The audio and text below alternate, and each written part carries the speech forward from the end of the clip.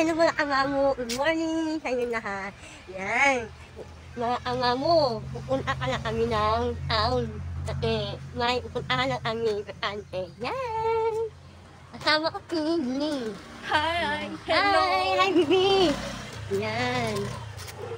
Anong pangalan ng channel mo? Anong pangalan ng channel mo? Vlog mo? Glee. Yan. Guys, please support sa amin. And then, pakifollow na lang sa page ko, guys. Na, thank you! Manghihintay pa na kami ng sasakyan. Manising mo ka, oy. Yan. Ito ang line highway. Ang mga amamo, wala pala ni Angel. Ang Angel may nagawa, may lakad sa kante. Niwalay mo na kami ngayon. Niwalay! What? Niwalay. Pero mamaya, makikita kami mamaya.